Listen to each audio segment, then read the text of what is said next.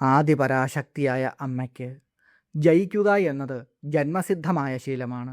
അതുകൊണ്ടാണ് വശിന്യാദി വാഗ്ദേവതകൾ അമ്മയെ ജയ എന്ന നാമം കൊണ്ട് സ്തുതിക്കുന്നത്. ഈ മന്ത്രത്തിൻ്റെ പ്രധാന അർത്ഥങ്ങൾ ഇവയാണ്. വിജയസ്വരൂപിണി, എപ്പോഴും വിജയം ശീലമാക്കിയ ദേവി, ജയസ്വരൂപമായ ദേവി. യോഗിനി, മാതൃസ്വരൂപിണിയാണ് അമ്മ.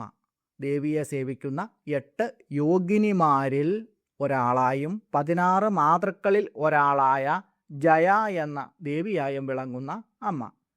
ഗ്രന്ഥസ്വരൂപിണി, മഹാഭാരതം സർവവേദാന്ത സാരവും ഭീഷ്മപർവത്തിൽ ജയ എന്ന ദേവീ സ്തോത്രം ഉള്ളതുമായ ജയ എന്നുകൂടി പേരുള്ള മഹാഭാരതം എന്ന ഇതിഹാസ ഗ്രന്ഥത്തിൻ്റെ രൂപം സ്വീകരിച്ചിട്ടുള്ള ദേവി. പത്മപുരാണത്തിൽ പറയുന്ന വരാഹപർവ്വതത്തിലെ ജയ എന്ന ദേവീ പ്രതിഷ്ഠയായും സാക്ഷാൽ ശ്രീ ദുർഗാ ഭഗവതിയായും അവതാരം കൈക്കൊണ്ട ദേവി എന്നും ഈ മന്ത്രത്തിന് അർത്ഥങ്ങളുണ്ട്.